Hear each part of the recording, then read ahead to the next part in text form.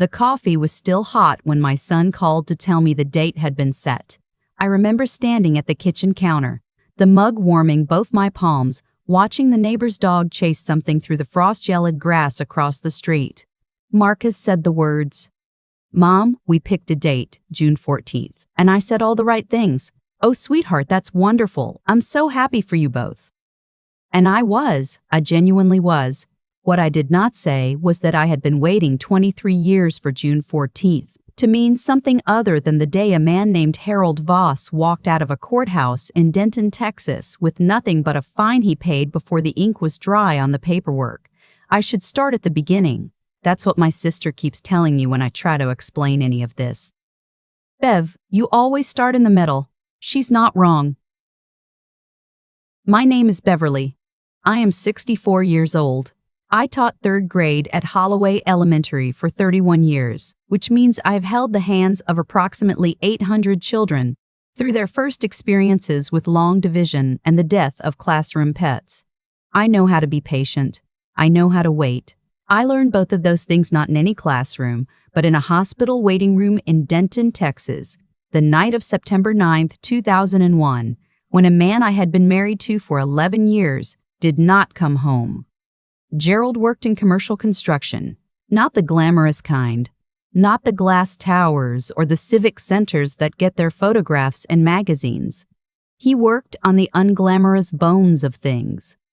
Drainage systems. Foundation work.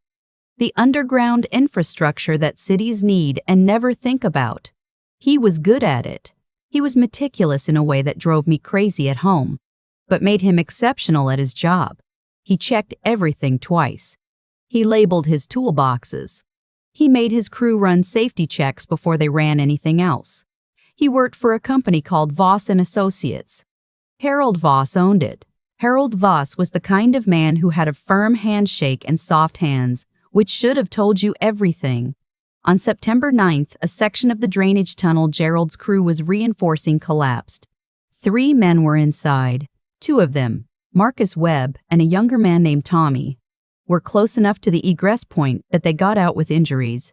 Gerald was deeper in. He was deeper in because the section they were having trouble with was the section Harold Voss had signed off on using substandard concrete forms, ordered from a supplier who was giving Voss a kickback, and certified by a site inspector who was Harold Voss's brother-in-law. Gerald died before the ambulance reached him. He was 41 years old. Our son was 8. I will not spend too much time on what came after, because if I start, I won't stop. And this story is not about grief. Grief was just the weather we lived inside for years. What I want to tell you about is the folder. 2 weeks after the funeral, one of Gerald's crew, a quiet man named Dex who always brought his own thermos to the site, came to my door. He stood on the porch and turned his hat in both hands and told me he had something I needed to see. He had copied 3 documents before the site foreman collected everything and locked it in the company office. An invoice for the concrete forms. The cheap ones, not the ones Gerald had requisitioned. A memo from Harold Voss to the site supervisor dated 6 weeks before the collapse, telling him to proceed with the substitution. And an inspection certificate signed by Voss's brother-in-law, approving equipment that Dex said with his own 2 eyes was not what was described on that paper. Dex was scared. He had a wife and 2 kids. He made me promise I wouldn't say where I got the documents, and I kept that promise, and I will keep it until I die. I took those 3 pages to a lawyer. The lawyer said it was a strong case. Then Harold Voss hired the kind of lawyers that make strong cases go away, and they did. The civil suit settled for an amount that paid off the house and covered Marcus's college fund, but felt, in every other sense, like being handed a check with someone else's apology written in the memo line. The criminal investigation went nowhere. The prosecutor's office cited insufficient evidence to establish criminal negligence beyond a reasonable doubt. Harold Voss gave a brief statement expressing his sympathy for the families affected. I kept the folder. I put it in the fireproof lockbox in my closet, under Gerald's watch and the photograph from our wedding and my son's first-grade school picture where he'd lost his 2 front teeth. I kept it because Dex told me to. He said, "You hold on to those, Beverly." Someday it'll matter. He moved his family to Oregon the following spring. We exchanged Christmas cards for a few years. Then we didn't. Marcus grew up to be the kind of man his father would have recognized immediately. He has Gerald's hands, broad across the palm, the kind that look like they were designed to hold tools. He went to UT Austin on a partial scholarship and studied civil engineering, which I understood was partly love and partly a reckoning with something he'd never quite named out loud. He called me every Sunday. He brought his laundry home until he was 26. He was in every measurable way the best thing I had done with my life. When he was 31, he met a young woman named Cecily at a conference in Houston. She was a structural engineer. She had a laugh you could hear from 2 rooms away and strong opinions about everything from bridge load tolerances to the correct way to season cast iron. I loved her within approximately 40 minutes of meeting her. I loved the way she looked at my son. Not like he was someone she'd found, but like he was someone she'd been looking for specifically. They dated for 2 years. He proposed in the kitchen of their apartment, apparently no grand gesture. Just the 2 of them making dinner, and she said yes before he'd finished the sentence. He called me that night, and I cried into the phone and then made him describe the ring in detail, even though I am not a ring person. That is the kind of thing you do when you are a mother and your child is happy. Then he told me her last name, Cecily Voss. I sat down on the kitchen floor. Not dramatically. My legs just stopped working the way they're supposed to. Her father was Harold Voss's oldest son, which made her Harold Voss's granddaughter. I want to be precise about what I felt in that moment, because it matters. It was not rage. It was something colder and more complicated than rage. It was the sensation of 23 years clicking into a shape I hadn't expected, like a key turning in a lock you'd forgotten was there. I did not tell Marcus. I told myself I needed time to think. I told myself maybe it didn't matter. Cecily had nothing to do with what Harold Voss had done. She wasn't even born when Gerald died. She was a good woman who loved my son and had her own career and her own life. I told myself all of that, and most of it was true. But I kept looking at the fireproof lockbox in my closet and thinking about Dex standing on my porch, turning his hat in his hands. And I couldn't find the place in myself where it stopped mattering. I waited too long. I know that now. 6 months before the wedding, I finally sat down with Marcus and told him everything. The documents, the inspector, the memo with Harold Voss's name on it. I watched his face go through things I cannot fully describe. He already knew about the accident, of course. He'd grown up knowing his father died at work, but not this. Not the specifics. He didn't say anything for a long time. Then, he said he needed to talk to Cecily.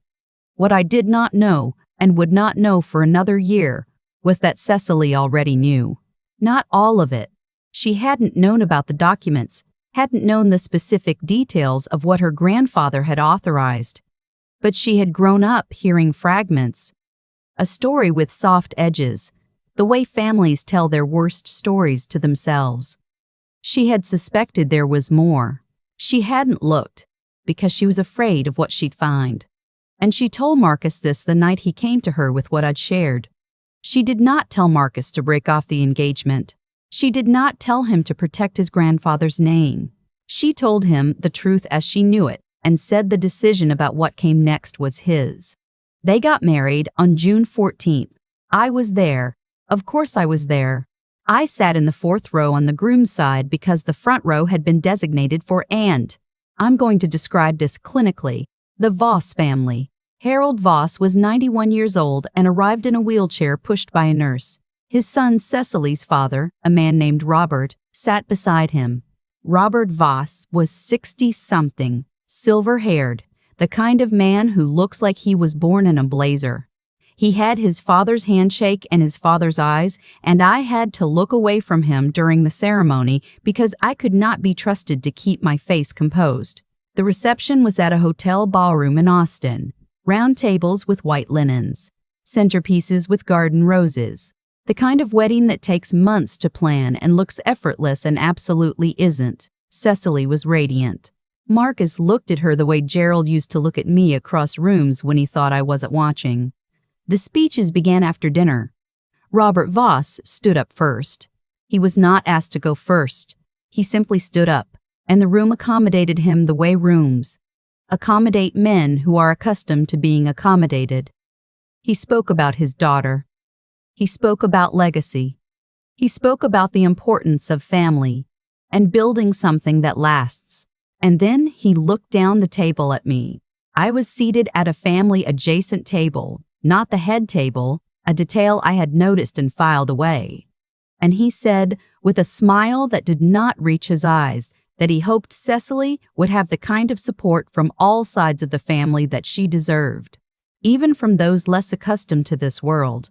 The room went quiet in that particular way.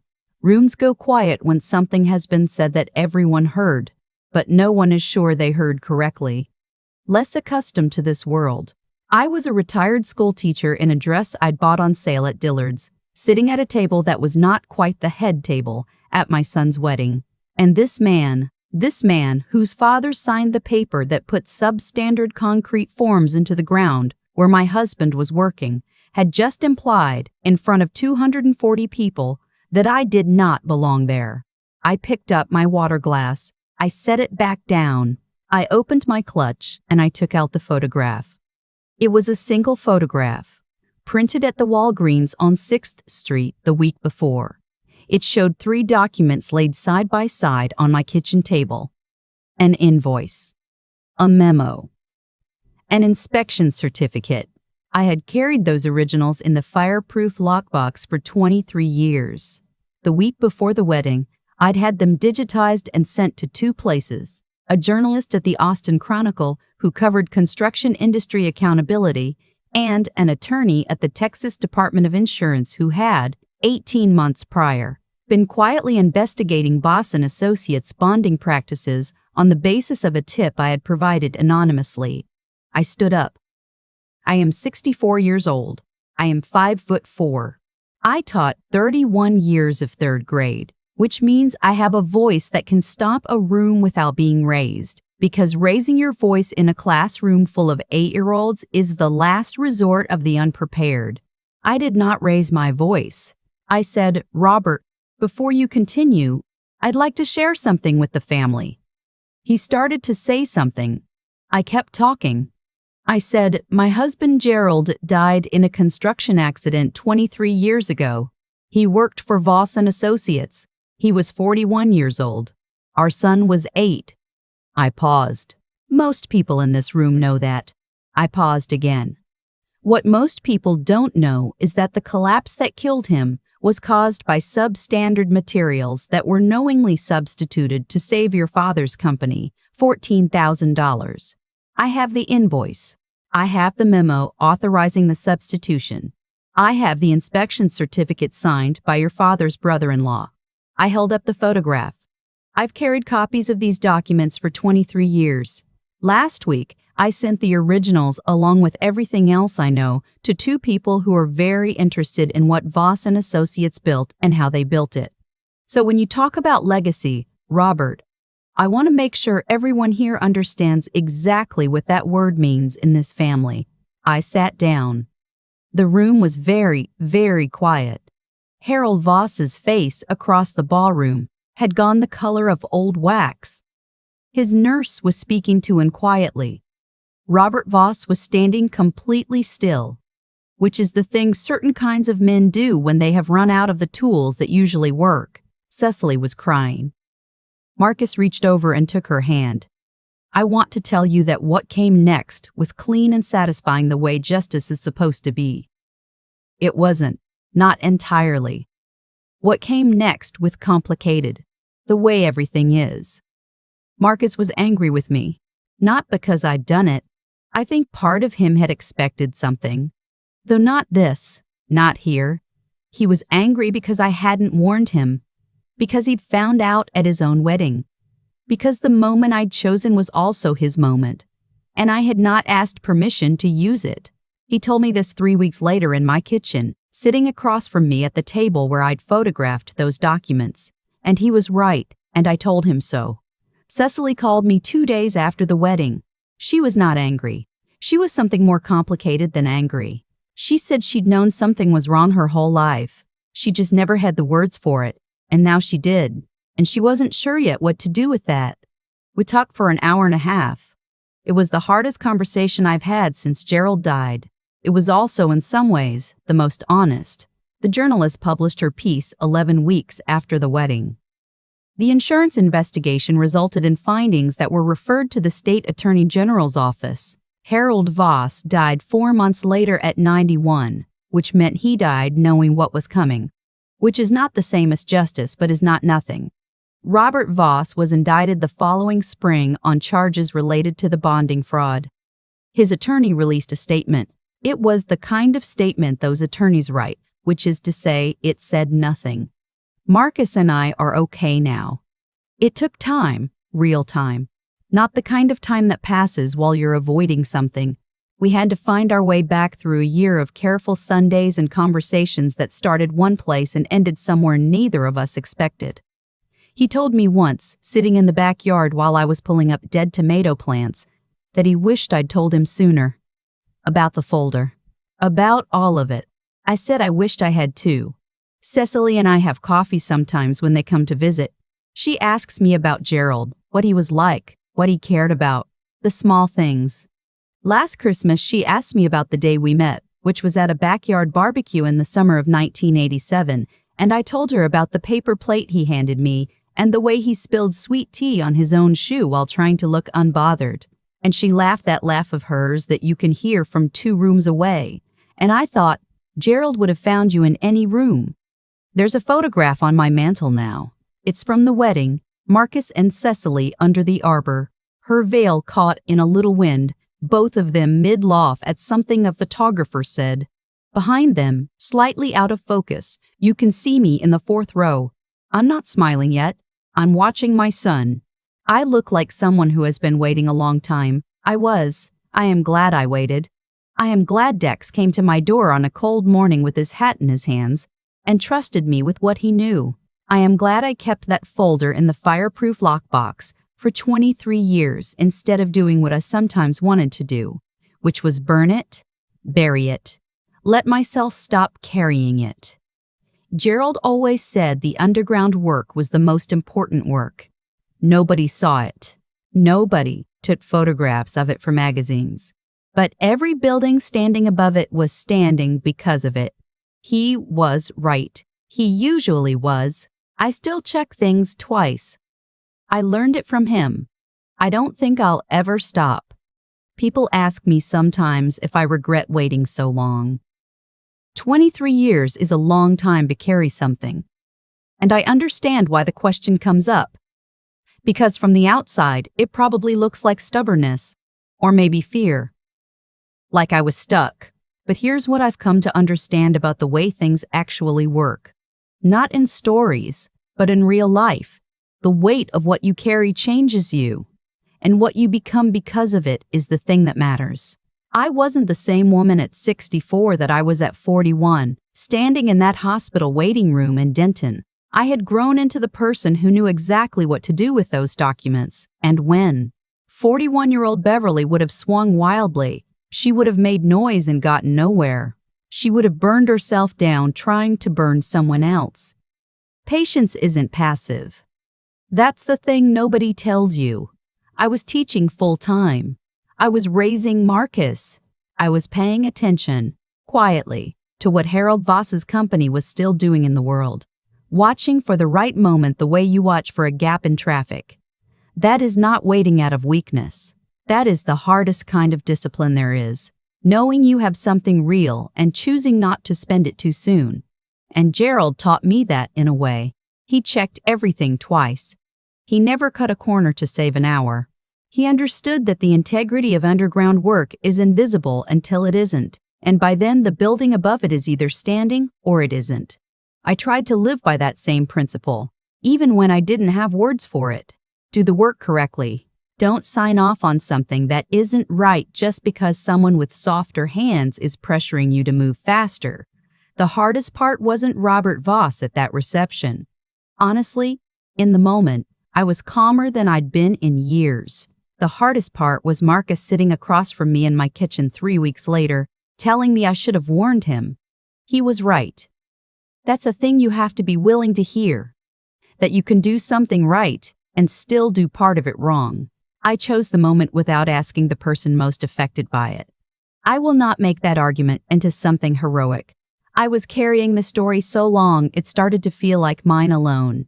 And I forgot that Marcus had been inside it his whole life too, just without all the information. That's what I'd want anyone to take from this, if they're taking anything. The truth has weight, but so does the way you carry it in relation to the people you love. Intelligence without that awareness is just a sharper instrument for causing damage. I had the documents. I had the right. But I could have handled Marcus better, and I didn't, and I own that. What I got right was not giving up. Not burning the folder. Not letting grief or exhaustion or the slow grind of an unfair outcome convince me that it didn't matter anymore. Cecily asked me once if I ever almost quit. I told her twice. Once about 5 years in, when the Sybil settlement felt like a door closing permanently. And once when Marcus was in high school and I looked at that lockbox and thought, what is this even for? Both times I left it where it was. I don't know exactly why. Maybe just stubbornness. Maybe something closer to faith in the idea that the truth of a thing doesn't expire just because the world isn't ready for it yet. Gerald's still right about the underground work. You do it correctly, in the dark, where nobody's watching, and you trust that what stands above it will be worth it. Marcus calls every Sunday. Cecily sends photographs of the two of them doing ordinary things. Cooking, hiking, a weekend drive somewhere. In one of them, she's laughing at something off camera, and Marcus is looking at her the exact way his father used to look at me. That one I keep on the refrigerator.